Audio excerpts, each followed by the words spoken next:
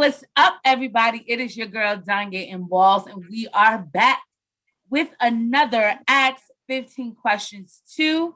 And yes, ladies and gentlemen, if you know me, then you know that I asked her how to pronounce her name before we started this, because you guys know I am the absolute worst.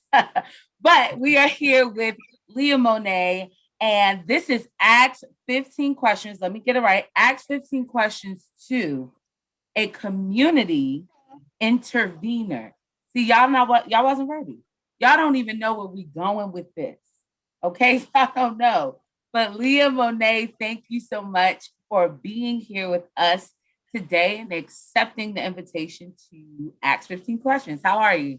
Thank you. I'm well. I'm well. Thank you so much for even the thought of and considering me. I'll say thank you so much. Yes, inquisitive minds, we want to know. I think one of the main things, I don't know if you knew this, but I went to social media, posted your pictures and say, hey, what questions would you have for a community intervener? And the most common question was, what is it? All But right. we're going to get to all of that. So most of these questions actually came from social media themselves. Okay. And they are like me. We are curious and we want to know. So we're going to jump right in. We're going to jump right in. Question number one, the question that everyone hates. Tell me about yourself. Dun, dun, dun. About myself, and again, you're absolutely right. I think this is a question, no matter how long you've been in the field, no matter how long you've worked, this is one of the most questions you can ask. I I don't know how to talk about myself. Everything that I do and everything that I've done, I believe that it's just natural. I didn't go and read a book to find out how to do it. I did not go and ask someone how to do it. For me, I believe in God, so I have to give all credit to Him. I Yeah. believe that this is how He gifted me. Like my formation, everyone's like, "Oh, well, I was this," and I'm nope, nope, nope.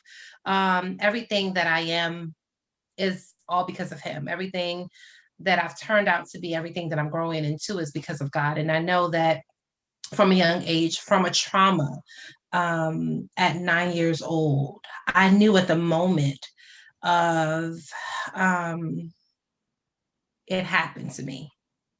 Once I was able to say something horrible happened to me, I knew that my job was to stop it from happening to anyone else. And so about me, I at 9 years old stopped talking for a long time. And I was non-communicative because I didn't know how to communicate my feelings.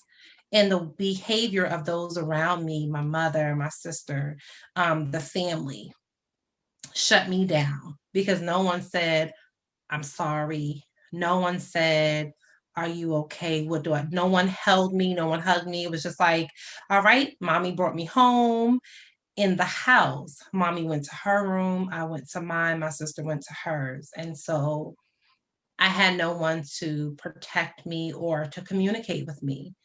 And at 9 years old, you can't really formulate words to say what you're feeling and how you feel. You feel that it's your fault because of people around you, their behavior. And so, one thing I will say is that prior to the situation happening, God had already been in my life. I was 5 year old on a step team. I was in church. I'm that little 5 year old girl singing, Jesus, let's, you know what I mean? I was that girl. But then when it happened, it was just like, well, wait a minute, who is God? Wow. Like, does He exist? Because why would something like that happen to me? And I go to church every Sunday and Wednesday. And, I like my friends and I'm nice to my friends and I like and love my sister. And I go to school every day. I didn't understand it. So me, I was someone who wanted to help and change the world. And I'm still that person. My heart is really pure. I'm just different. I don't cry anymore when people don't change. I don't I no longer cry because people aren't changing the way they're supposed to change. My thing is if you want change, you have to be a part of it. And you have to be okay with going through those valleys because the hills will come, but it's in those valleys that you have to be like, wait a minute.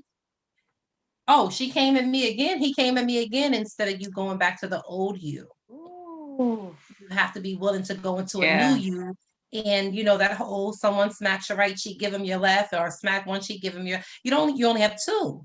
But you have to understand that it doesn't physically mean one or two.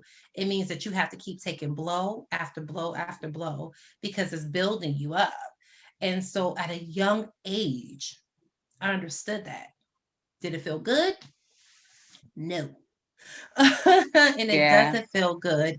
But honestly, that's who I am. I really want to save and help people. And I was 11 years old. I would go like be the neighborhood kid. I was that, hey, I would bring children home that I thought something was wrong with them. They had a bruise. I would take them to my mom because she was a nurse. Mommy, look at the baby. I think the mom beating them. Look, they got a bruise, mommy. And my mom was like, if you don't stop bringing these kids to my house. And I'm like, Right.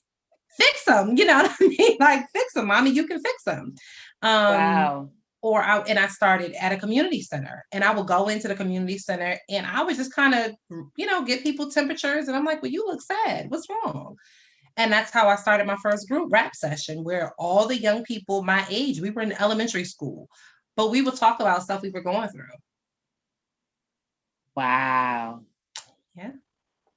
So meanwhile, she goes, I don't like talking about myself. And then drop bombs of wisdom in the first few minutes of this here interview.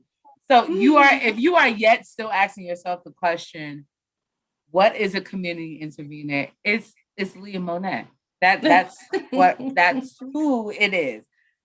She kind of touched on some of the other questions, but we're gonna dive deeper. No. Listen, it always happens when you are in communication. So I guess my next question, I can actually word this one. Question number 2 is the original question is, how would you define a community intervener? Or I can say, like, what would you say that is? I know we were on the phone and someone gave you that title in the moment. Yes. But you embraced it. So what would you say is a community intervener?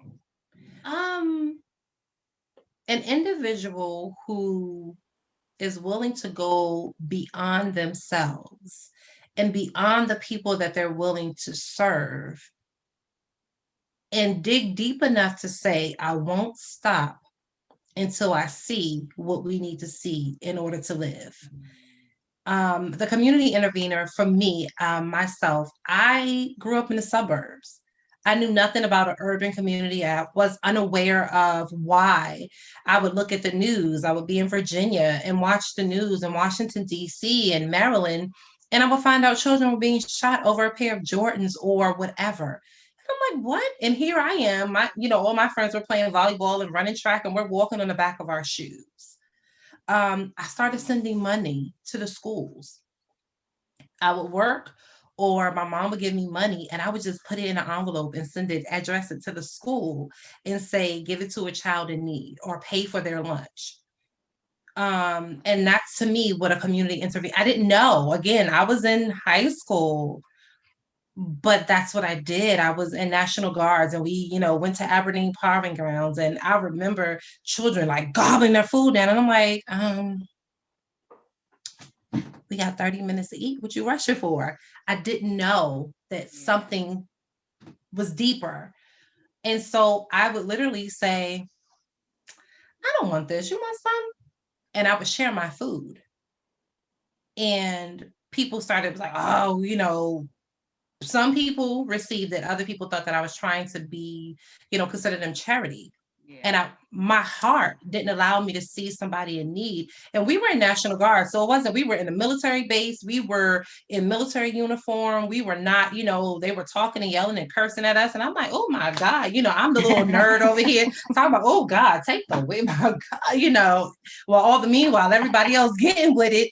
Yeah. But I was, I started asking people like, well, where do you live? And they were like, I live in this hood. And I'm like, the hood? Well, what is that? Well, when you say hood, like, oh, and they would tell me that their buildings didn't have doors and that they, sometimes their water would go off. And immediately when I got a chance to go back home, I started writing letters. I wrote letters to the mayor. I wrote letters to the neighborhood. I found out who owned the property. I wrote letters to the property managers. I mean, I was a child, but this is what I did. And I had an issue when I didn't get a response. So I kept going. Then I got my principal involved because they adopted me. I don't know why. Her and her husband, he was my band teacher. She was my principal. You know, he followed me through all my schooling. I got them involved because I felt like because I was a child, no one was taking me serious. So when you talk about a community intervener, I don't mean just going into a community and saying, here, I'm giving out free food. I have to go a little bit deeper. And I'm not going to, for me, God tells me that if I give a man a fish, he'll eat for a day. But if I teach him how to fish, he's going to eat for a lifetime. And for me, teaching you how to fish is saying, I'm not just going to make noise because I don't like the food that you served me or because you increased my rent. I'm going to do something about it. So I'm going to write those letters, and I'm not going to start with the property manager, but I'm going to go to the owner, and then I'm going to go to the city, and I'm going to go to council, and I'm going, and you push until you get answers and resolve. And that's, I've been doing it since I was a child. So for me, that's a community intervener. And really, honestly, people, again, I know we've heard about it, but you don't just vote for the president. You have to go deeper where it affects you. And so until people start understanding that, we won't have change in a community. Again, you can go into every community. I see it on Facebook all the time. Everybody, oh, we serving free food. Okay. What else are we doing? What else are we doing? My job gives me my parameters of what I'm supposed to do. But I've spoken to more landlords in the last year that we've been in this pandemic, begging them, listen, if they've been a valuable resident, why would you put them out? Let's work with them. I'll work with you. So I started working with the landlords, helping them get the money that the government promised them, helping the tenants get the money that, the government promised them. And so I don't know if that's what a community intervener does. I make people, I hold them responsible. If you don't want to see trash in your neighborhood, don't throw it on there. If you see it, pick it up, do it, do the work. So to me, that's what a community intervener is. Listen, I love this woman already. And we met. It's just hearing you speak. One, you just command attention. That's first and foremost. But secondly, just to even hear you expound on something that was thrown at you via phone call, right? Randomly. But that is how you truly already embody it. And I loved the different aspects that you talked about, not just holding authorities responsible, holding those involved in the community responsible. And then also just talking from the aspect of you not even being from the hood or from the ghetto, but seeing a need and doing it. And I think that's a different dynamic, right? So for me, someone growing up in an urban environment, I've always seen the need.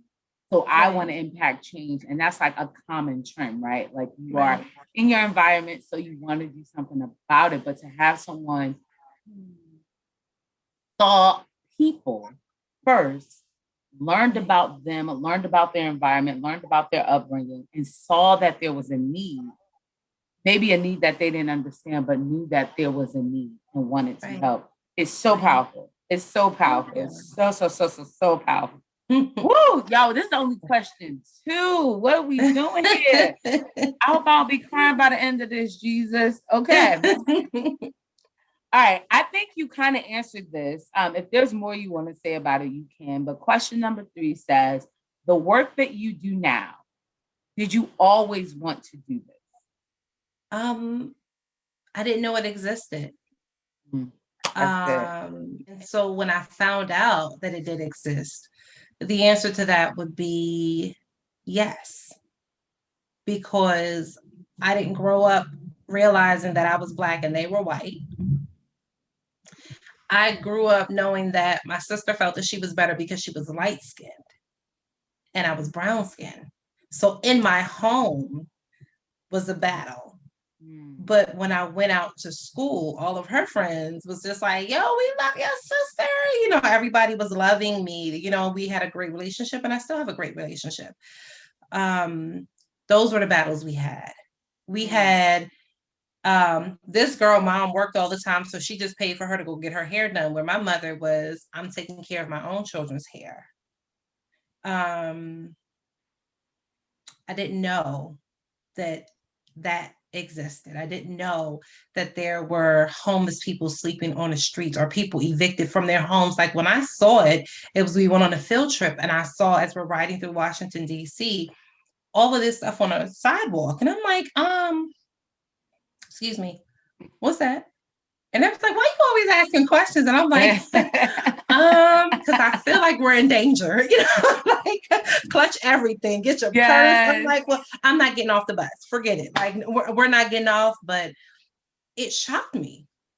Wow. Because I not only saw items, I saw people. And I'm like, what do you mean? Like these military, like veterans. What do you mean those are veterans? And when we got off the bus to go inside the field trip, I went and spoke to this man and they were like, oh my God, they're going to kill you. And I'm like, me? God, don't let them kill me. Sir, why are you here? Listen. I didn't know. And the man said he was a vet. And when he came home, nobody wanted to help him. And by God is my witness, within 45 days, I was a certified volunteer at the VA hospital in Washington, D.C.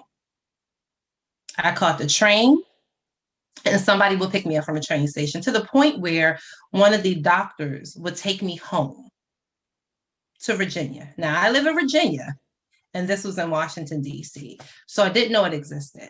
But when I found out that it did, I felt compelled to do something. Wow. Yeah. That is like nothing. Okay. All right. Question number 4. Okay. And I want you to go as deep as you want to. You kind of touched on it a little bit when you told us about who you were. But question number 4 is what was it like growing up as Lia-Monet? Oh, child. Good thing I put on waterproof mascara. Take it, Jesus. It was hard. It was very, and I'm living my truth. I'm speaking my truth. It probably was something that I wish I never had to experience. And at some point, I wanted death over living.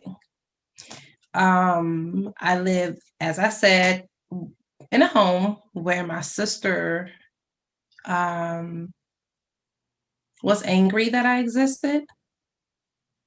She made it clear that I should have never existed. She would tell me more times than not, she wished I was dead. I had a mother who worked and was a workaholic. And so she was very removed from life in the home. Great provider, taught us very well as far as being young ladies, personal hygiene, keeping your house clean. You don't, keep people around you. We're Native American, so we're really serious about energy and spirits and all of that.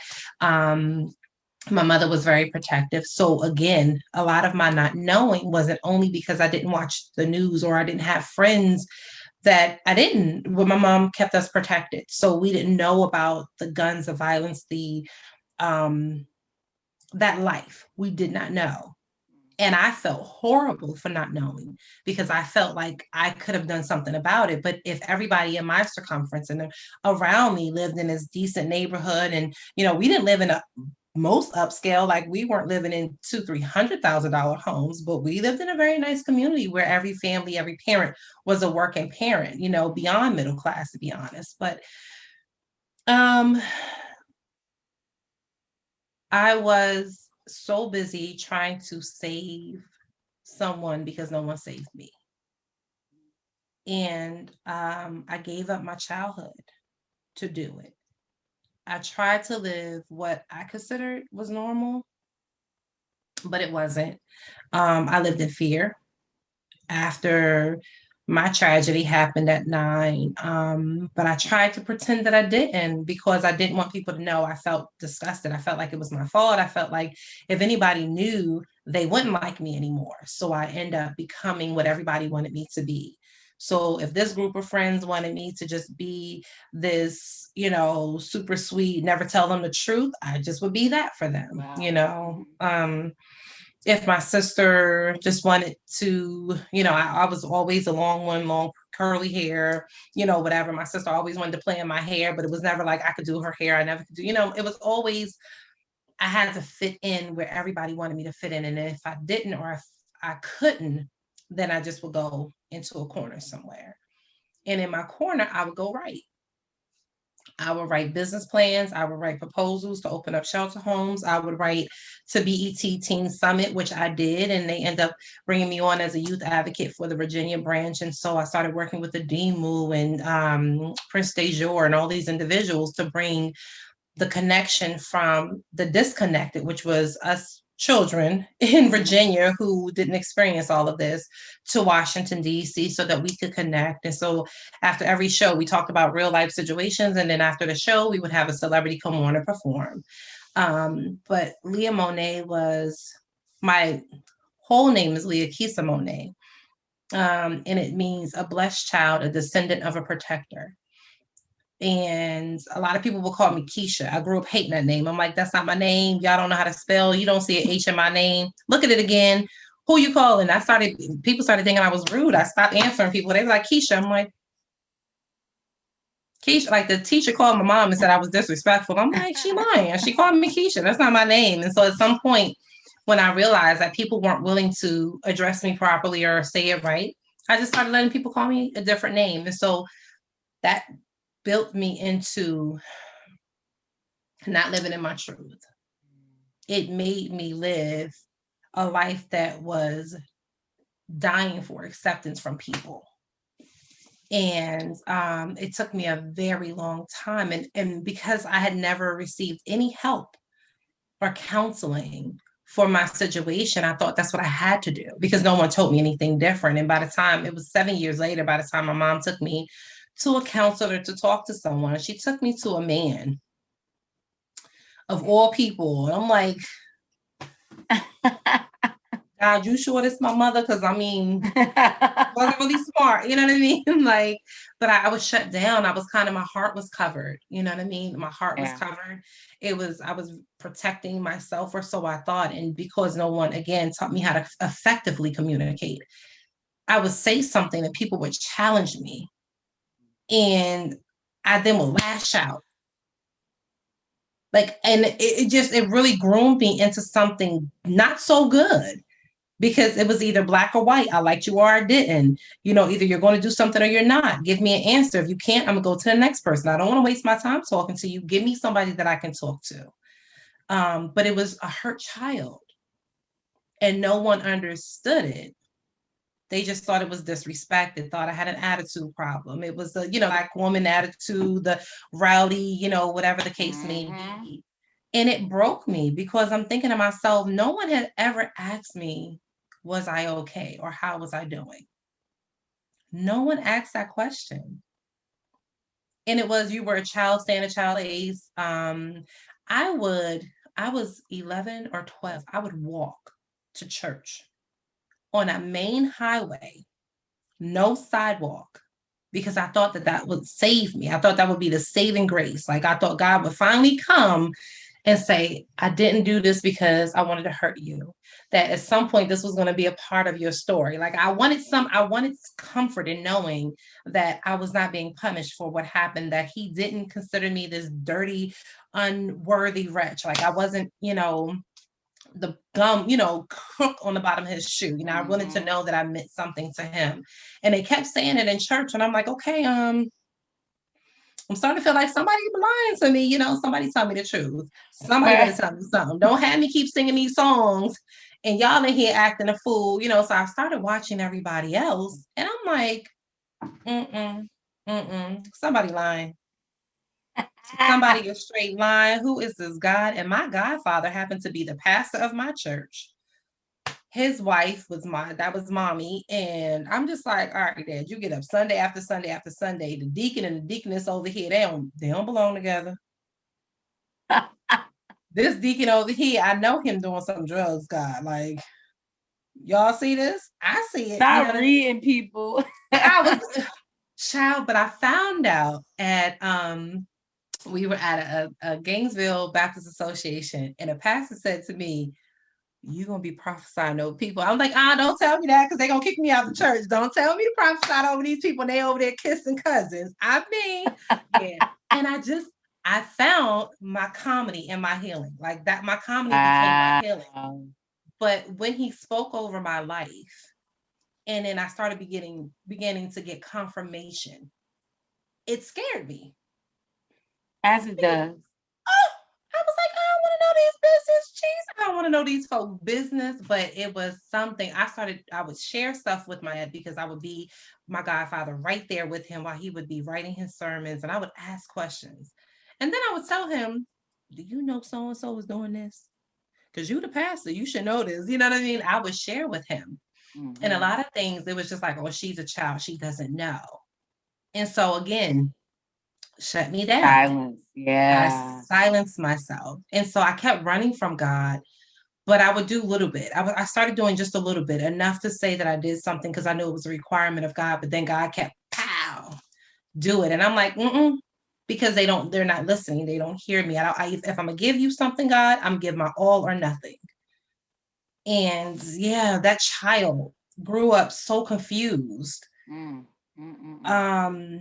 broken. And the whole story about God doesn't give you more than you can bear is not the truth. He prepares you for what he's going to give you, but it doesn't mean that it's not more than you can bear, because some of this stuff is so much, but you have to go to him to get the strength to keep carrying those loads. So it's not that he doesn't give you more than you can bear. He just continues to prepare you and strengthen you for what he's going to give you. But it's a lot of weight to carry as a child with no foundation. My mom didn't go to church. She would send me. And sometimes my sister, she was like, well, y'all going to church? I'm like, well, you don't need Jesus? Like, no, you should come, because you was just yelling and cursing the other day. You was mad. What's wrong? You angry? Like, you should come. But God would tell me, that baby, that child, she was hurt. She was broken. I just became everything for everybody, including my mother. And wow, I just started becoming everything for everybody. And I just want to go back and hug that child and tell her that she's worthy.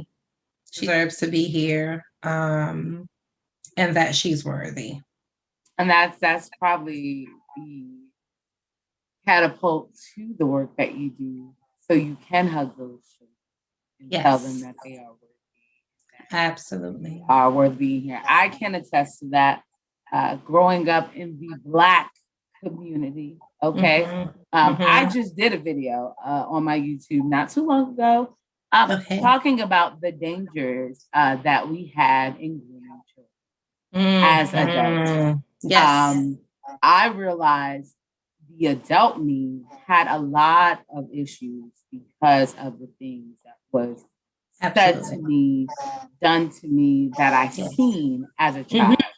And one of those things being, and this actually ended up getting exposed to me through therapy, because I struggled so much with expressing my emotions. Yes. And my therapist gave me an assignment to backtrack.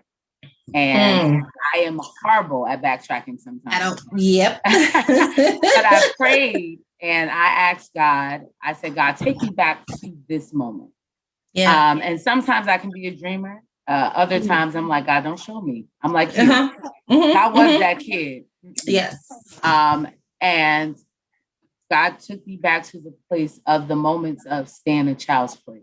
Yes. The moments of don't talk when grown folks are talking. The times when God would tell me to say stuff to people that were older than me and they wouldn't be receptive to it. So the adult version still had an issue as viewing herself as an adult. Absolutely. As speaking to adults, even to the point of being, I remember I think I was 27. And my mom and someone was talking in the room, and I found myself walking out of the room.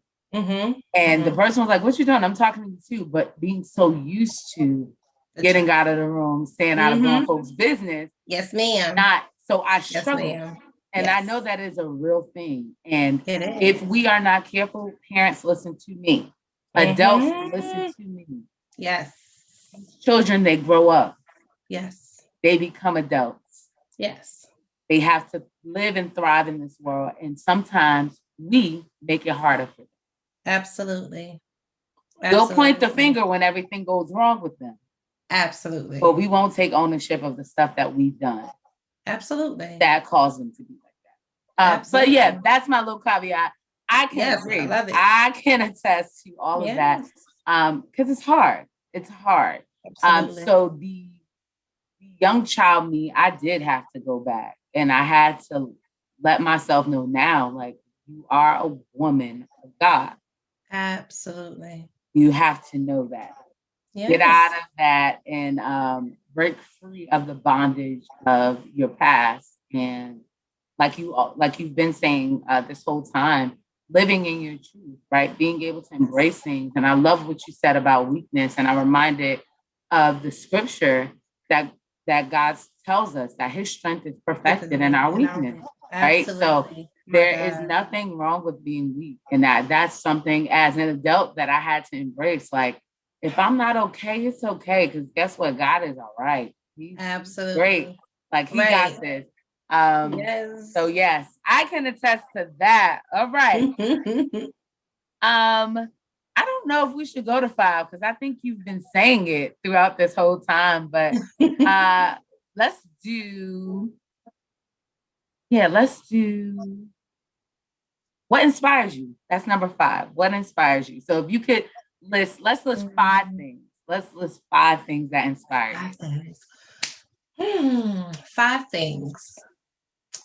5 things. The first thing that inspired me is I suffered, and I still slightly suffer with memory loss because of the tragedy. Okay. And it inspired me because I can't even imagine how many others have that same experience. So when people realize, and not just a Me Too moment, when you realize that someone else can understand you, that is a big inspiration, because I cannot speak to someone who don't understand me. Like, I tell people all the time, losing family members is all different, but you have a loss, so you can connect. But to relate to someone who says, because of this tragedy, I suffered memory loss. I unintentionally forgot things because I was a 9-year-old baby, not 9-year-old 2020. No. Okay. I was 9-year-old. You was an old school 9-year-old. Old school, wore ponytails. I'm at the recreation center, got my sneakers on because we about to step in here. We doing double dutch, hula hoop. We riding on a scooter. So I was a child. And I was a child that was a child. I wasn't trying to be grown and sassy. I literally wore big baggy clothes. So the fact that I couldn't remember everything was scary to me. And so I was inspired to be able to, when I could remember and when I could reach out, I reach out, connect to someone, because it would then allow me to build off of that, if that makes any sense. Like, every memory that I had to hold on to that memory. Okay. And so that was an inspiration to me. The second inspiration, I would say, I was alive. After my personal experience, and I found out that there were other children that died. I found out that there were other children that, although I was told that I would never be able to have a child, committed suicide. Ooh. I found out that there were other children who family disowned them. My fourth inspiration and purpose behind this was to save that child that could not be saved, because I didn't know how to be saved, and no one taught my mother how to save me. So if I could then do the very thing that wasn't done for me and to give back to someone else, some way, somehow, to give to, and I didn't do it just for the child that was violated. I did it to the parent and for the parent because I didn't have anyone to tell my mom how to help me. So I learned the best thing for me to do was build a program for parents and teach them how to nurture the victim. Wow. Wow, that's good. And then the last and above all thing, God. And I saved it for last because above in everything that I do is he's there. Everything. Yeah. All that I am, everything that I do, everywhere that I've spoken, every body that took me in and said something about her, everybody that looked beyond the fact that I was a child, everyone that looked beyond the fact that, I was fighting for myself. I called the schools and said, I heard you had a killing. I'll come out there. I went out there. We started Peace Week, and I just started going to every school. And I said, you guys want to see me again? Call me for a different occasion. Don't call me for the same thing. So I put myself out there. I did it. I didn't ask anybody to help me with it. I just did it myself. I wanted to help someone else. And God covered me in everything that I did. I didn't die. I went into communities that I'd never been in. Scared out my mind, but I didn't let nobody know that. Walked in that holy boldness. Listen, I be holy, my God. I said, okay, hey, officer, you want to walk me inside and outside? Hi, let's be friends. Like, yes. But God just, and my mother was scared for me. At some point she did tell me I worked at shelter homes, and I remember a kid came from Oak Hill Academy, and I was like, well, why did you get locked up? He was like, I killed my mother. I just wanted to pass out. Yeah, just kill my mother. I said, at least he. I don't know. I had to go back to the records. I'm like, well, wait a minute. It said, I was nervous, but he came out and told me he killed his mother. And I never showed any fear. I just kept driving, but this killer behind me, God bless him. So why'd you do that? And when he told me, it was because he was tired of bearing her weight. Oh my God, I'm so I broke out in tears. He probably was scared of you then. I was like, Jesus. But what he said was, he was just like, look, I didn't want to sell drugs to pay her bills anymore. I didn't want to let her friends use my body. I'm a boy. I don't like boys. And he broke it down. And in that moment, woo, we connected. And in our connection, I will tell you, I had to pick my mother up. She came to bring me lunch at my job. And I had to take him back to his apartment where he lived at. Again, holy boldness, because I didn't know nothing about the neighborhood he was taking me to. It was a trap. You had to go in like a maze. It was literally one way in, one way out. I couldn't drive through it was horrible. And my mother was with me in the van. And when I got out the van, because I had to walk him inside, all I heard was guns cocking. That's it. I mean, everywhere. And I'm just like, he was like, just keep walking. And a guy that was directly in front of me literally had his gun pointed directly at me. Because this was their money muse. This was their money maker. He made money for them. The most innocent looking boy. He used to wear backpacks and told me how much money he would carry, how much drugs he would carry. He was like, nah, she's good.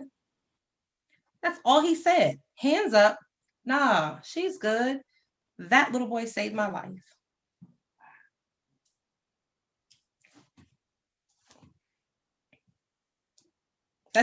That little boy saved my life. A suburban kid with no real training under my belt. All I had was God.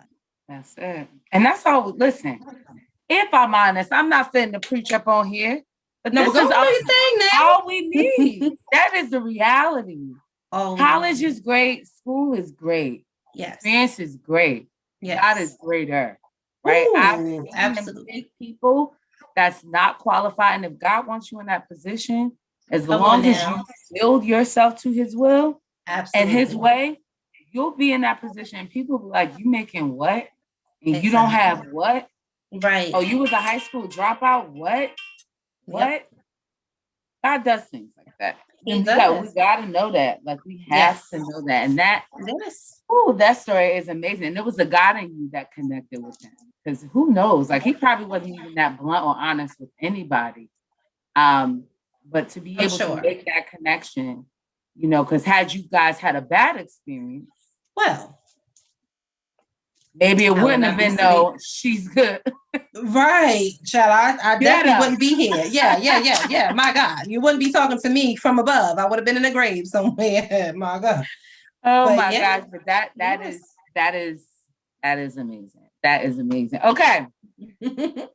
Question. So first off, I didn't know the story about you being from the suburbs area. So question number 6 is even more profound to me now than it was when I plugged this one in. So have you noticed any differences in communities that you serve? And if so, like what are those differences? The people. I still have children from when I was 18, 19, 20, just really getting into the field that still reach out to me. They're mothers and they're just telling me the work that they're doing. And so for me, that's the change that I desired to see, because I may not be able to change the entire community, because you can't all the time unless everybody is on board. But if I could change one person to have a different mindset, the next place that they go is going to be the change for them, because they're not going to be the ones that's graffitiing up their own community. They're going to be the ones who threw this outside on the floor. They're going to be the ones that are picking up, and they're going to then push other people to say, oh, wait a minute. Yeah, let me pick that trash up, because it is where I live at. So I'm going to say yes. Even coming back to Maryland and DC, and even in Virginia, neighborhoods that I worked in and worked around, and the community that I serve, I see a change. But I also see community centers are no longer dilapidated. The buildings are not run down. They're nice. They have glass windows. They have pool halls. They have, they have community centers that you want to go to, where you want to have your baby shower, where you want to have a show. They now are building up. And, I'm not patting myself on the back, but there is in Arlington, Virginia, the recreation center where I was a step coach for years, but also a community advocate. There is this plaque on the wall with my name on it. And I'm so excited to say that, because I'm just like, yay, you guys, it's not about me. Right. It's that you listen to what we said, what we wanted. And I must tell you, every time I get a chance to go back and do something there, I give back to that community center. So yeah, I will say that I've seen change, but more so in the people. And that's really what means a lot to me, because again, it takes more than just a community to change its face. You can give your community a facelift if you want to, but if you don't change the people are the community. If you don't change them, then you've done nothing. So you're gonna have the same community that you before you facelifted in the future. Absolutely. It's not seen. Oh yeah, I've seen it. I firmly believe that. I believe that. And my husband and I talk about this all the time. Okay, with that being said, question number 7: what is typically your targeted audience? So, is there a certain age range? Is there a certain gender? Is there a certain demographic, class? What is typically your targeted audience? So I was crazy. I was real crazy. I did. I tried them all. That's not crazy. Let me tell you why. I'm gonna let you get back. I grew up in the suburbs. Yes, but let me tell you why I don't think it's crazy. Because I believe that you have to try out things to see what works for you. I don't believe that we should eliminate them. But anyway, go ahead. Right. So I did. I started with the babies. Okay. Because I knew that the only way to change a parent was to change a child. And so I started with the babies. Because when a child go home and say, "Mommy, we don't eat with our elbows on the table," did my child just check me? Yep. Because as a parent start to see their child do different and do better, now it's That's interesting dynamic, because I would think the opposite. Wow. Children change parents. Parents don't change children. Parents affect children. Children change. I'm gonna insert that right here. Yeah. Change parents. Parents affect children. There we go. Because when your attitude affects how your children behave, your attitude affects how they respond, your attitude affects how they receive and how they give. But when you see your child wanting to do something different and better, it makes you want to change. Because if you're a parent, not just a mama and a daddy, a mama and a father, I mean a parent that wants to be a parent and parenting their children. When your child can say, "Mom, well, we shouldn't talk to them like that," or "I don't want to talk like that," or when your child is constantly being the good child and you're being this rowdy, rah parent, you're like, okay, but wait a minute. Exactly. Did my child just say, "Excuse me, waitress, may I have another cup of water?" And I was like, "Yo, where my drink at?" You're going to start thinking. It's going to really make you think. Because now your child is getting all the attention. Now everyone's saying, "Oh, you're welcome, no problem, anything else." And now your child is getting the attention that you want. And now you're going to have to reflect on how you can get that very same thing. That's my theory. Now, I could be wrong, but that was my theory. And so I did daycare. I worked with the babies, and I wasn't, "Oh, the baby's so cute." Okay, say A. They'd be like, "Oh my God, Leah, the baby 4 months." Shut up. A. B, you know what I mean? And I just started working with the babies. And then from the infants, I went to the toddlers. From the toddlers, is that what we do? And I would talk, child, please. I was parenting a parent. Parents used to call me at home. "Okay, Miss Leah's on the phone." I'm like, "You didn't want to eat your string beans?" "Oh, you said no." And next thing you know, the child's eating string beans. Say your name. I made songs for every child in my school. Wow. For them to learn how to, learn their name, how to spell their name. I would make a song. And so I went from children to young adults to the elderly. And then I stopped working with only our people. Because I understand in working with our people, it was only here. God said, if you only work with the people you love, how are you affecting the people that you don't love and the people that are around you? So I started working with, the Caucasian and the Indians and the, other people, the persuasions and everyone else, so that there would be an understanding that just because you see this doesn't mean clutch your purse. Just because you see this doesn't mean that you have to speak, "Oh, yo, how you doing?" Because that's not how I speak. And you don't say "hey girl" to me because you're not my girlfriend. So okay. Hello, how are you? And so I'm that person. We're gonna go to the store one day. You'll see. You will be like, "Oh my God." Oh, but no, I'm that person. I am she too. I am she too. My daughter. I do that with I do that with coworkers. Yes, ma'am. I don't need you to do the story. I don't need that. I don't. You're a person. I'm a person. Absolutely. I don't need you to fit in stories. That's what I call them. Absolutely. No. I'm secure in my hello. How are you? All right, let's talk. So it's really a demand and a command. I demand you to do better, and I command you to respect me in doing so.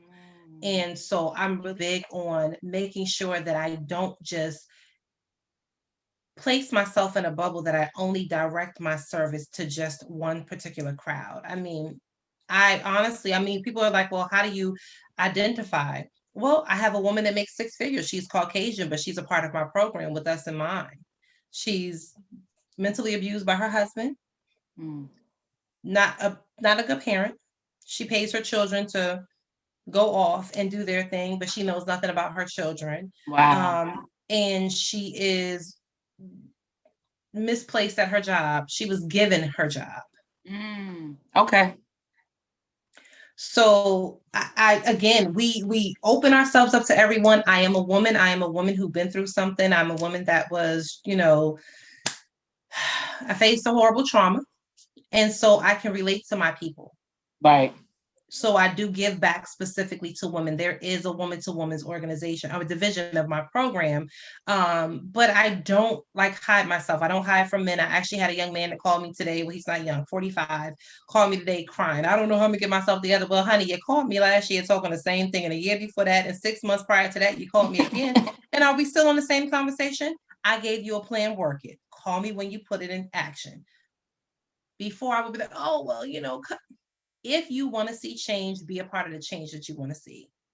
Don't make excuses for it. So I really have decided that I don't want to just close myself off to just women, because I used to do, women under construction. That was my baby. I focused only on women from 18 to 45. And then I started realizing that this woman was old enough to be my mother, but she needed to come on up in here and hear the hard truth about herself and why her children and grandchildren don't like her and how she can change it.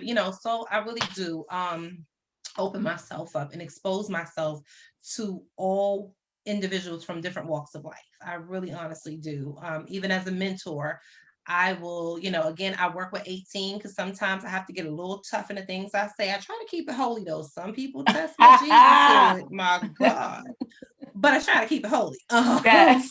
But you have to, when you're in this field, in this work, sometimes it is hard to just give yourself one lane to work in. Yeah, definitely. I bring in experts and I bring in men because I can't tell the man how to be a man, but I can tell you what I like to see in a man. That's what's good. Required. Yeah. But I can't tell you how to be a man. But I do have men who, have that expertise and can help the man and understand the man on a different level. Same thing with women. I'm not from the hood, so no, I don't know that, but I know how to be a woman. Yeah. I know how to be a woman that have standards, and not lower my standards because someone said I have to. So yeah, I know that's probably a hard answer, but I don't turn myself away. I have babies. No, too. I think that was very clear. Like you do. So I know people hate the yes and no answers, but people, they exist. Get over it. Right. There is so you don't necessarily have target audience, but there are specific people like that you can relate more to, and you just like you just mentioned. For those that you feel like you can't service, you bring other people in. But as your organization, you guys are willing to help any and everybody. And that is perfect. And that was a great segue, because question number 8 is, tell us about With You in Mind. With us in mind. With us in mind. Yes, I literally, you didn't correct me. I didn't. It's okay. I'm sorry. with us in mind. Sorry. Yes. I have it right in one of the other. No, I don't. I don't have it right in none of the questions. Okay. It's okay. With Us in Mind Incorporated is a non-for-profit organization that focuses on workforce development, but we also address mental health, which is huge. Yes. Mental health is huge, and life skills. And so the other part of that is the supportive housing. So once you get through all of the workforce development, life skills, mental health, now we help you with supportive housing, not so much with money, but we teach you how to live in your home. We teach you how to invest in where you live at. We teach you how to be a homeowner. It doesn't just mean take the first home buyers class and buy a house, but we teach you how to take pride in your home. I don't care if it's an apartment, a condo, a townhouse, or an actual house. But we teach individuals how to live in their homes, how to build relationships with their community, how to start, connecting the dots. And so my quote is, everyone that is skilled isn't degreed, and everyone that's degreed isn't skilled. Okay. Sorry. And no, listen, I love it. I want people to know it. Church, amen. Yes. But it's true. A lot of times, and you said it earlier, a lot of times people are like, oh, how did they get this job? And you don't have a degree, or you were a high school dropout, or you were so-and-so. That doesn't qualify you for the job. I'll say 50% of my board have degrees. The other 50% do not. And when you meet them, you wouldn't know the difference. We have a director of narcotics. We have the CFO of Chase Bank. We have the PR directing manager of the Philadelphia Housing Authority. We have the chief of staff for Prince George's County, and we have a director of grants analysis for Washington, D.C. Wow. You would never know which one doesn't have a degree. Right. You would never know. And so it's not to brag, it's just to say that the skills, the investment that they put inside themselves, because that's all I always talk about it. I talk about it in every training that I do, every class that I teach. You have to learn to self-invest. In order to self-invest, you have to believe in yourself. In order to believe in yourself, you have to clean up some of your old childhood trauma and mess. Because you can't be 45 cursing people out because they said they want your cookie. Honey, you're not 5 no more. You got to let that go, okay? You're not 5 no more. You got to let it go, baby. But you know what I mean? So we have those real deep conversations. But with us in mind, in my class, we do career readiness training, but we also do career development. Those are two different. Career readiness is you who are a first-time individual trying to get a job for the first time, someone that's coming home and be, reintegrated into society. You've been incarcerated or wherever you may have been. That mother who, oh, well, my baby, she was working here for a little while. No, mama. We got to cut the strings and let them go out on their own. We teach all the skills you need to know. And then those individuals for career development are the individuals that want to advance in their careers. Okay. So instead of me just saying, go back and get your degree in school, I want you to understand the importance. Like, is this the job you want, the career field you want to be in? What do you understand about it? Like, where can you go? I don't want you to just say, I want to be the executive. How far can you go with this? Do you want to just have one building? Do you want to be all over the United States of America? But we go a little bit deeper than that. We do personal hygiene. We talk about everything you should and shouldn't do before an interview. Don't exercise for the first time or 3 days before you go to the interview, because when you go there, you're going to walk like you just had a baby. If you're a woman, if you're a man, you walk like somebody shoved something somewhere they shouldn't have shoved it. Honey, you don't look good, okay? You can't be working out at the gym trying to pump iron and, doing something crazy. You don't want to wear certain or, wash with certain soaps. If you never tried it before, if it's too strong, people's allergies. And the reason why we talk about it is because before you get in the office with someone, there are several people that already interviewed you. So if you're sitting in the lobby on your cell phone the whole time, not reading a book, not reading the literature about the company, if you're preoccupied, if you're fiddling with yourself, it's so much that goes into getting the job. Not sitting down before the interviewer extends their hand and say, hi, I'm so-and-so, take a seat. There's just so many nuances that people don't realize that will disqualify them for the job. The one question everyone laughs at me when I talk about it in the classroom is, tell me about yourself. I always had that one little question. Well, I got 4 kids and my eyes go like this. I'm like, I'm going to try this again. Tell me about yourself. Well, you interrupted me. No, honey, you just lost the job. Okay. Because the interviewer doesn't want to know that you have children. Why? Because now they're going to say, well, how many times are you going to have to call out from work? How many times are you not going to have a babysitter? The school's going to call, you're running late or whatever. So those are questions that we really prepare people for, and knowing their rights and, what to answer and what not to answer. So with us in mind is real live, as I call it. We're real live, but it's fun. It's fun. We have a dad's program where we have the men that come in. We're teaching them how to be fathers. We have a man that runs the program, but we teach them how to be fathers, not just a provider, but be a father. Don't just buy your kid a birthday gift. Know your child. I do a Moms Now program, the same thing. Everyday struggles come in, but we do cooking classes to teach parents how to make meals that are healthier, take less time, where you can spend more time with your children. Wow.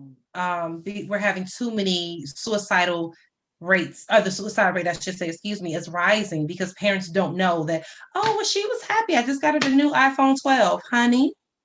What does that have to do with your child not liking herself? And so we're really getting to the nitty-gritty of things. And while we're not forcing people to talk about their personal lives, but we offer the service. And so we have psychologists on staff, we have psychiatrists on staff, we have social workers on staff. Our case managers are very thorough. I'm probably the B word to many of the people on my team, but it's okay. I'm fine with it. But I've been in it for a long time. Yeah. I've been in it for a long time. So with us in mind, although we officially became official October of 2020, we've been doing it for 20 plus years. Wow. Yes. All of those services. And we will, at the end, I will ask her how you guys can get in contact with her if you want to reach out, if you know someone, if you yourself, don't be ashamed to reach out if you need these services. So with us in mind, how did you come up with the name for your nonprofit? I have, oh gosh, how many? I am personally, as a director or on a board, I'm in 5 different territories in the United States of America. And I've had to name programs and develop programs for all different territories all over the world. With us in mind, as I was sitting there, I remembered with us in my ministries, that was given to me from God. And I'm like, excuse me, hello, Jesus. Ain't nobody say I accepted the call. I know you called me, but I just said, let's pump the brakes a little bit. I wanted workforce development, but what made me come up with us in mind is the fact that we're fighting for our people. And we want, every time somebody develop a job, keep us in mind, keep the skilled in mind, keep the mother that has been on welfare her whole life in mind. Not the one that doesn't want to do better for themselves. So with us in mind, really, like as I was sitting at my desk in the meeting with my team, I'm just like, Life by Design is one of my programs, and I offered it to another organization. She took it and patented my name, and so I'm just like, I can't use it because she used the name, because technically it would have been Life by Design. I had to think of something else that was a little more personal, especially when I'm going to the political leaders. When you change and make these decisions, please keep us in mind. Keep the people, your people, not just by color. Keep people in mind. Keep us in mind. So that's how With Us in Mind was born. It was born out of thinking, what's something that really stands out and means something. And to me, With Us in Mind means something. To me, it means something. It really does mean something. Wow. It does. And it is, even when you say it, when you think about it, like it is like it's one of those things that causes you to inquire about it. Right. People hear it like, hey, With Us in Mind is doing this. With Us in Mind. Mm-hmm. Let me go look that up. What is that about? Right. So they want to learn more information about that. Okay. I think we spoke about mom earlier in the band with you and the young man. So question number 10 is, how does your family feel about the work you do? So you can go through anyone in your family. Anyone in my family. In the beginning, especially when I was young and finances were very thin or absent, at some point I was just fighting for this so hard. I was fighting. I was crying. I had worked myself so much. I had ended up in a hospital from exhaustion 4 or 5 times. The former chief of police of Washington, D.C. said to me, don't give up. I went home and I was crying to my mom. She said, well, sometimes you have to quit on your dreams or give up on your dreams. And honey, you talk about bit not broken. I still have to ask that question. You sure I wasn't broken? Because I was a hot mess. Like they bought me out of my nonprofit because they didn't, the guy told me, he was Caucasian, told me they don't want to see they've never seen a Black person succeed the way I had. Plain out, just real blunt about it. He was just like, listen, we'll offer you some money. We want to bring our people in. And they said, give up. And at that moment, I contemplated and I tried to commit suicide because I had children that were depending on me. I had a young man that needed a prosthetic eye. I had a young lady who was pregnant with STDs. I I had a fifth grader who was trying to commit suicide. I had so many children calling me, how dare you leave me? You didn't show up. We were supposed to have dinner tonight because in my shelter homes, the way I ran them was we had family dinner. And so although I had multiple, I had to pick a night to go to each one and just rotate until I've, met my responsibilities. And I started getting those calls and I realized that I wasn't good enough, or I thought I wasn't good enough. I thought it wasn't my work. I felt like, because again, it was now planted, give up. Like you're not helping enough people. You're not going to help the kids. And I honestly didn't think that I was doing enough. I will attest to it. I will put my hand on the Bible. You can give me a lie detector test. I don't feel like I was doing enough. And so, I packed up everything and my sister let me store the stuff at her house. And it was about 4 or 5 big bins, the big plastic bins. Yeah. And it was stuff that I had written when I was 10, 11, 12 years old. My first contract, my first agreement at the age of 15, I had written my first proposal. It was all in those bins. It was all there. And my sister refused to throw it away. And I just had got to a point where I said, throw it away, just dump it, take it somewhere and dump it. And she refused to do it. And I never knew that she believed in me. Never knew until that moment. And then at some point, I don't know when, I do know when, I realized when I finally said that I was going to accept the call into Christ. It wasn't my blood family that told me that they believed in me. It was other family. Mm-hmm. And when my mother started hearing the desperation calls from people and the people looking for me and people trying to reach her to look for me, it was just like, what can I do? Child almost fell on my seat, but I said, what can you do? Girl, pray with me. So yeah, my family finally supported me. And it's so funny that you asked that. Monday, my mother gave me a check for $1,000 for the business. Right. Good. Hey, Mom, I'm looking for a sponsor. It's like, no. Right. But honestly, no, that's a blessing. I had to walk outside and cry. And it wasn't a cry like, but it was like, thank you, God. Thank you, God. And not so much for the money, but for her finally getting it. And the seed. I know a thing or two about business. Sometimes business and family don't be going together. That's why ain't nobody in my family on my board. So I love y'all. I love y'all. I do. But no, and it doesn't. But it does feel good to know that, because for so long I tried to prove myself to her. So long I tried to make her like me because I never thought my mom really liked me. I knew she loved me because she had to and stuff like that. But to see her finally support something so important to me, because no matter how many times I washed my hands, gave it back to God, he take it back. Here's your plate. And every time he gave it back, he had more stuff on it. And I was like, okay, I'm not giving you this plate back no more. Because you keep giving it back and stuff. He was like, oh, I thought you meant you was giving it back because you wanted more. That's what I thought. Like, yeah, that's what he said. That's exactly what he said. I was like, Jesus, talk to God, because that's not what I meant. Like, intervene on my behalf, please. And he was like, no, I got some for you too. So, yeah, my family, and they really finally support me. I let my nephew do my logo. I wanted something very, just neat, clean, straight to the point. I didn't want a whole bunch of drawings and all that stuff like that. I'm a little bougie, as they say. Just give me the name. Give me a little something, a little swerve, a wiggle. A little something. Something, that's good.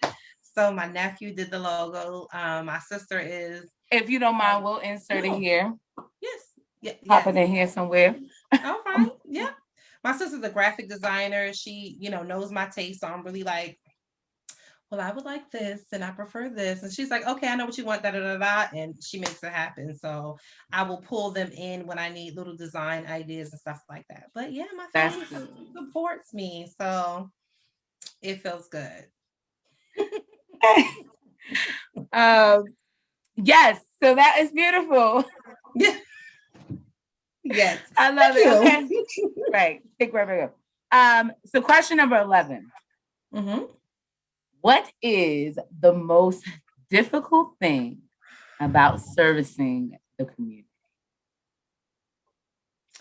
Would you like the holy answer or Uh, um I the want the most with us in mind answer. oh well then as the executive director with us in mind, no, honestly, the most difficult piece is the buy-in, getting people to buy in because they've been let down for so long. That's And good. so it breaks my heart because they're pretty much like, I'm done. I quit. Like, you can't do nothing to change it. I mean, it's great that you're trying to do it. We love you for it, but it's not going to change. And so that's the most difficult piece is getting people to understand that it's not someone else's fault, but it's theirs. If they don't do the changing, you can't ask the mayor or the council members or the governor or any other official to do anything if they see the same behavior. I am Over and over again. same thing over and over again. So they're no, I don't want to clean up this community. If you guys keep putting graffiti on the wall, or you guys won't stop the individuals that's coming to pick you up and they're sitting in the car throwing McDonald's out the window or whatever out the window. If you don't want the change in your community, or if you don't be the effective change in your community, I'm not doing anything about it. And so that's been the most difficult part is that, people don't realize that it takes them to make the change happen. Wow. No, yeah. So I definitely didn't think you were going to say that. I thought you were going to, because earlier you alluded to like that dynamic of like when you don't have that success story, like sometimes that bothers you. Well, But I yes. can definitely see. I didn't think about that, like that aspect of people really giving into the idea of change. And like you said, it's sometimes unfortunate, especially when you are the fifth man in line, and there's so many Absolutely. people in front of you that did not hold up to the end of their bargain, and it gets to Right. you, and it's like I'm the one that can do it, but Yes. now you're tired. Like Yep. Yep. Yes. not, Yes. it's not gonna happen. So yeah, Mm-hmm. I believe that because I even advocate like that for my students.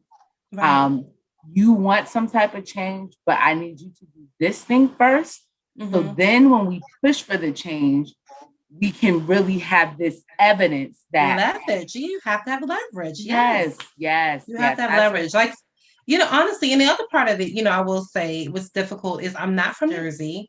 mm, My mentality, my mindset, my standards, my expectations, my requirements are different. And I'm not knocking anybody from New Jersey, but I'm literally what they may consider a guppy in a pool of sharks, especially when I look at Newark. Newark is saturated with services.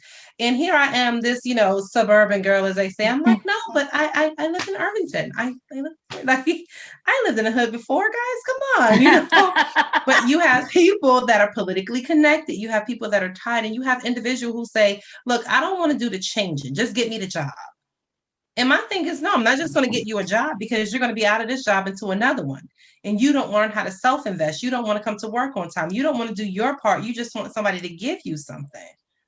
What do you do to get it? Like, you can't keep having your hand out for something and never turn it over to give. Give better of yourself. Come in with a positive attitude. The piece of paper you keep sitting on the floor, seeing on the floor, pick it up, because guess what? The CEO saw it and they wanted to see what you were going to do. They want to hear you say, that's not a part of my job, because guess what? Now you're not considered for the promotion. And so for me, my career development program is completely different than Quisha's down the street. And she was like, yeah, y'all can go in there and just get this job. I'm like, excuse me, are we looking for jobs or careers? Are we job hopping? Because don't you have 4 or 5 children? What are you investing in your children? What are you leaving them? You work for the government. It's local government, largest employer of our people, of African American people. So if you in there, your mama done been in there, grandma probably been in there, your children can get in there if you do right. Okay. They see that last name and be like, no. Right. No, no, Right. no. Right. I remember my little cousin went to my high school and I said, listen here. Yeah. I set a good name up in that school. Don't you go there acting a fool. Right. And I felt bad for him because there was high demands on him because of who his cousin was. So yeah, that is very true. That is very, very true. But that I love. That right there means so much to someone like me. Because that's the very thing that we want. That's the very thing that we want. That drives me to work harder. Mm-hmm. It drives me to want to take somebody and say, girl, stop playing. You know, your mom used to work here. If you coming in here, you don't get to, because if someone brings you in, that's not a time for you to sit on your hands. You don't kiss any behind, but you work your tail off to prove your footing was meant to be there, that your purpose is in that place. So, that's a double answer for me. Yes, it's hard because people are not self-investing and holding themselves accountable. But then the other part is you have this organization who's been there are 7 organizations in Newark that I built from ground up or assisted in building from ground up, and you would never know. And I'm not looking for accolades and credit, but what I'm saying is some of them I don't want my name a part of. I'm not going to even I don't even want that. That's not what we started with. That's not what we were doing. But there are organizations out there right now that are doing very well. And although they decided to lower their standards to get the money, just to say that they're there, to stick around, to make a name for themselves, they don't even realize that they're letting the people down. So I will take 10 clients or members before I take 100 and let them down. I'm not lowering my standards. We won't do it. We'll talk about that off of this here interview. I got things to say, but I ain't gonna say it on this here camera. Right. YouTube. I'm not gonna do it. Okay. So question number 12. Question number 12. Tell us some past events your company has done. What have we not done? So I'm big on giving back to my hometown in Fairfax County, Virginia. So Fairfax is beautiful. Thank you very much. It's wonderful. It has a big mall out there. Yeah. Yes. Fairfax. So I've been given a lot of programs. They actually reach out to me to help them build programs for within the schools and for the youth. And so we've been doing a lot of give back to Fairfax County. Here in Prince George's County, Maryland, we've been doing a lot of give back and support services. So backpack drives, we're looking at some property to buy out here because I do a domestic violence program. So I have a safe house. I have 2 safe houses. And so we send women and their families and relocate them. Charleston, Virginia, we're opening up our mental health facility. And so we have been so busy, like underneath, behind the scenes, in the dirt doing work. But we did a community connect day in October of October 2020. Thank you. Because we're in 2021 now. I'm gonna get it together. But we did the Community Connect Day. It was huge. We had the pandemic that happened, but we still didn't stop servicing the community. We were all masked up, but we had the mobile laundry come. And so anybody and everybody that came, we had a 3-day event, mobile laundry, and we're doing a mobile showers next. We're going to do mobile laundry and showers next. So we had that event in October. November, I did a silent reconnect day for families. So people that were released from jail had an opportunity, without it being blasted, an opportunity to reconnect with their family. So there was like on-hand counseling, there was on-hand therapy, there was mama don't want daddy to see the baby because he with the other girl. We had to check some stuff right then and I know that. Okay. That was a lot. So we had that event in November. It was something else in November. Then December, we had another Community Connect Day, but we did it at the hospital. And in the hospital, what we did was we had everybody that was in a hospital that was off the street, give us somebody in their family, a phone number for them. And so that individual had an opportunity to come see them in the hospital. And then we're doing a coat giveaway. Okay, so she's combining 2 questions right now. Oh, I'm sorry. No, you're fine. Okay, no. I'm gonna just tag them in there. So right now you're answering 13 and 15 because I was asking you what's next. So you give me past and present. So keep on. Yes. Okay. So, but in the past, we've done a lot of. I'm a mentor. So I do a lot of mentoring. I have about 15 mentees. Help me, God. And again, I've accepted the call in the ministry, hallelujah. So with us in my ministries, we're going forth with a lot of empowerment sessions and seminars. And so that's to come, but that's Girl, been look, happening. let me know. Yeah, I will definitely let you know. We're excited because Coleman is a huge supporter. Shantia Atkins from the Mary. We're always like collaborating online, and so we're looking to put together a nice little seminar expo for women. And the reason why I'm focusing on women is because we know, sorry fellas, let me be honest, the woman is the head of the household. I know, God, I know. But the woman We is the head just of the keep it household. together, y'all. We keep it all together. Y'all the head. Okay. Right. But we're trying to put some stuff together where it's not just us talking, we're going to do the collaboration. So it's going to be the back and forth. We're going to have individuals talking, and it'll be an opportunity for With Us in Mind to also offer some counseling services through our counselors and our mentors as well.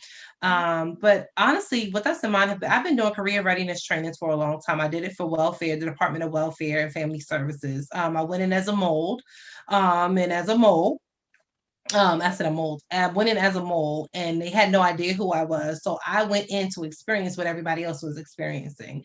And about 7 months out, I came back and offered them my proposal, and I had an 88% success rate. So individuals were actually employed. So we have agreements with major temp agencies, staffing agencies. I have two personal friends that have staffing agencies. So we actually have in-house on staff individuals that can help place people. And I don't really do temporary as much as I do direct hire, permanent hire. So in the future, what's coming up, April the 10th, yay, is our official launch. I've waited a little while because my family had experience. We had been hit really heavy with death in our family.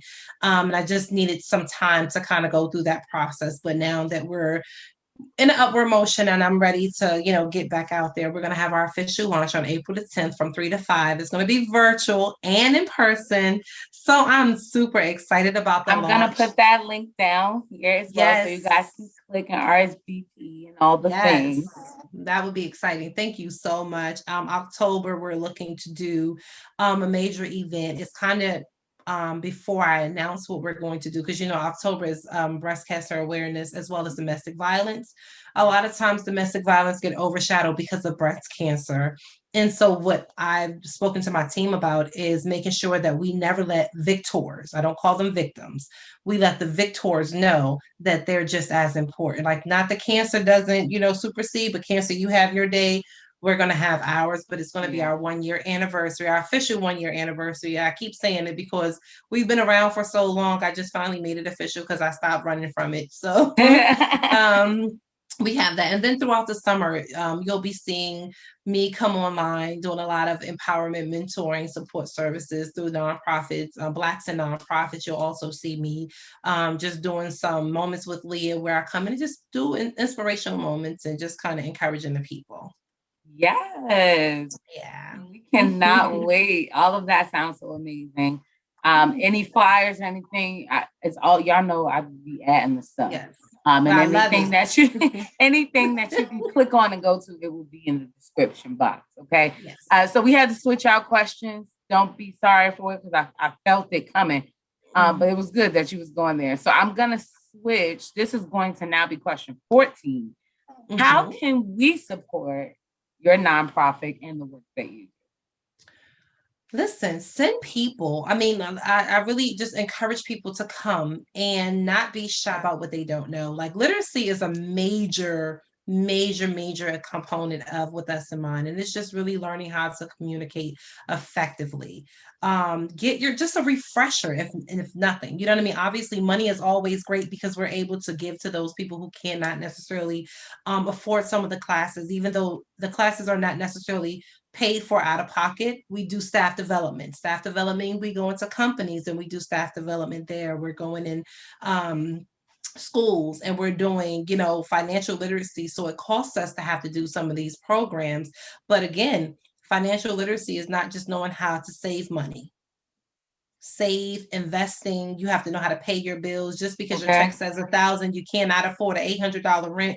Just so you know, we're teaching people to stop buying these expensive phones, because if you can't put it's a phone.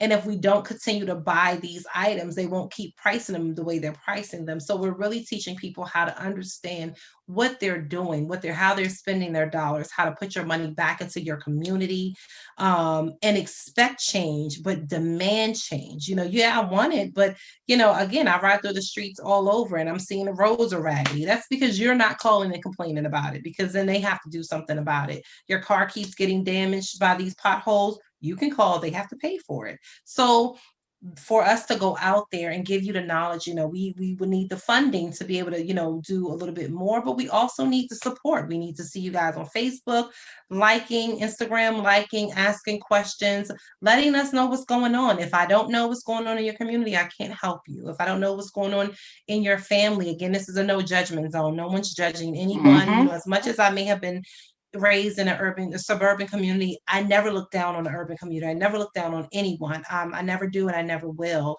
Again, if we know, we can help, whether it's talking to the council member, political leaders, whoever we have to speak to. I come in, I'm a community intervener, as I was dubbed. Yes, thank you. So we want to make sure that we're able to support and help, but we want to go beyond just we're here today, gone tomorrow. We're in it. You never leave the program.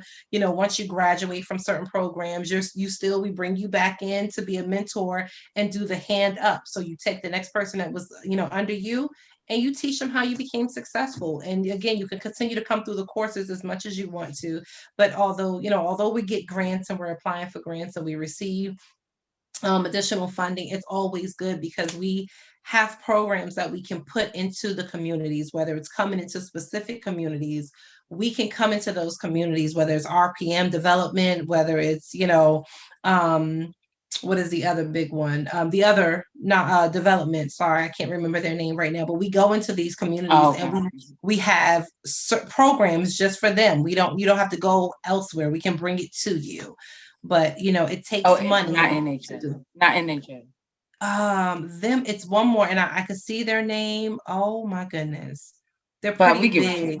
Yes, but I'll get you all the names, but we really do try to make sure we're available to individuals. And again, our counselors, our case managers, our social workers, these are individuals that we're willing to go half price, again, with them. They're willing to help us financially because it costs money to see a social worker and a psychologist and all these individuals that can help you. And so you may not have all the money. So as people could, donate and contribute money, we will offset the cost for people to be able to go and get their 12 sessions or their 6 sessions. And if, we get the insurance companies to buy in, which we have gotten one so far, they'll assist with offsetting the cost, for the individual to go. So it's with us in mind isn't just this baby that doesn't know what they're doing. We know what we're doing. And we're making sure that we're connecting individuals with the right people. And again, if you're having a problem on your job, don't just quit. If it's not in your heart, if it's not meant for you to quit, you can call us in and we come in as liaisons to help you and the employer work together to have a better understanding, to work together to fix whatever the issue is, because it can just be, a disconnect or a communication issue. But, again, support. You support us, we will support you. That is amazing. So you heard, do you guys have like a PayPal, Cash App? If people want to donate money, you'll give it to me. Yes, it'll be in the description. I'll say, yes, I was going to say it'll be in the description. We'll get you all that information. Yes, we did. I'm sorry, I'm not home. I'm not in the office, so I will get you all that information. But yes, we do. We have the Zelle, the PayPal, and Cash App, and we have an address where people can send money orders or checks, whatever they so choose to do. But we do. We absolutely do. We will have all of that information in the description. Also, email so you guys can contact if you want to refer anything. If you want to tell on your job, call with us in mind. It's like, no. Yeah, just call us because we'll go in there now. Just be prepared. Don't be hiding in the corner when I be like, come on, Victor. Right. What you say they did? What did they do to you? But no, we get ready honestly to snitch all the way. Say no. But no, we really do. We have a wonderful agreement with Ashley Stewards. They call us when issues arise with employees. We send employees to them. Yeah, so we go in and I have, every year I pick a few companies that I want to do it free for. So there's no cost even to the company sometimes. We don't even charge them. Last question, question number 15. Yes. What message, you've been giving us messages this whole interview, okay? But our closing remarks is going to come from Minister Lia-Monet. She done did it. She did it, Jesus. We're going to edit that out there. No, I'm good. That part is going to stay. What message do you have for the people? The message that I have for the people is fight for your life. Fight like your life depend on it. Live life. Don't exist, but live life to the fullest. Live life on life's terms. And that just made me making a change that you don't think that you want to make, but that you should make, and be okay with it. Be okay with not being what you were, but what you should be. And it doesn't mean that it's something bad. It doesn't mean that you are changing for the people. It doesn't mean that you're being bougie. It doesn't mean that you have to be white at work and black at home. And it doesn't mean that it's taking you away from what you think your upbringing or your foundation is. What it means is sealing the cracks in your foundation. And in order to seal the cracks in your foundation, you have to walk differently. You have to speak differently. You have to want differently. You have to expect differently. You have to believe differently. You have to own differently. You have to demand something differently. Demand yourself, like demand your soul. Like I demand my soul to give better. I don't want to just give a part of me. I want to give all of me. In your relationship, change the way you see your relationships. Change the way you speak in your relationship. Don't speak at the person. Speak to that person. If you don't want to be spoken at, speak to. You want to be spoken to. So my message really is be willing to give yourself an opportunity and permission to want different and better for yourself. It doesn't mean, and again, as you climb the ladder of change, higher levels means more devils. Elevating yourself means that the people that's been with you may not go with you, but you have to be okay to get rid of some of that no good garbage, the rubbish that needs to go. Some of the friends that you have in your life are seasonal friends. Stop putting lifetime expectations on these people in these places. Your job isn't your permanent place. Stop thinking that you have to work for someone for the rest of your life. Invest in what you want. If you want your own business, go for it. But be willing, and it's something that I live by. Be willing to be a great follower so that you'll be a greater leader. Don't allow yourself to think that you can't follow someone. Get what you need out of it. Get whatever applies to you. Let it apply. What it doesn't, let it fly. But allow yourself, with us in mind, is all about giving yourself the opportunity and the permission to be better than you were yesterday. You're never going to be so great that you can't change. And so honestly, that's my message. Like, give yourself an opportunity to allow someone to push you places that you didn't want to be pushed. Again, stop working at a job. Build into your career. And as you build into your career, get everything that you need. Learn everything you need. If it means learning how to fix the copy machine, learn it. It may not be in your job description, but you better learn it. Because guess who knows how to fix a copy machine, the FedEx machine, the scanner machine, the USPS stamp machine? I learned it. And the reason why I learned it is because I knew that this wasn't my permanent place. It wasn't my only place. And I knew that when I started my own business, I was going to need all this equipment. And I didn't, even if I had the money to pay the tech to come out, let me troubleshoot it first before I paid somebody to come out to do something that I could do. So that was me investing in myself. So I know how to do multiple things. And I want other people to know how to do multiple things with pride. I will clean the toilet in my own office, just like I will get on the floor and scrub the baseboards. I'll get on a ladder and clean my ceiling. So when you humble yourself, you will find yourself standing before giants that can take you to bigger and better places. So yes. Ooh, what a way to end. Child, she gave us mad jewels throughout this whole entire interview.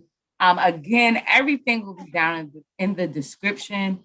If you are interested, please let's flood RSVP for the official launch of With Us in Mind. That is happening again, what day?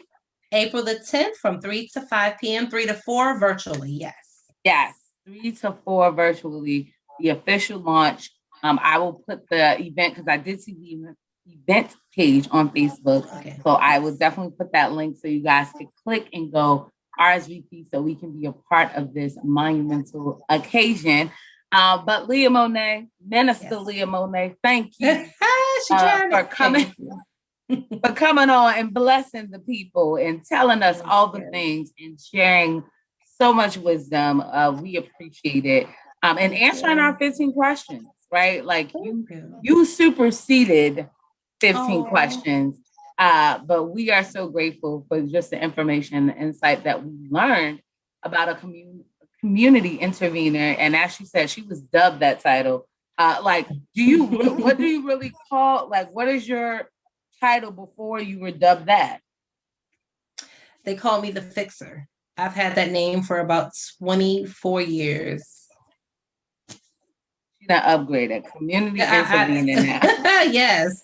No longer the Fixer. Listen, you still that, but now we got the community intervening. So guys, thank you so much for watching this episode.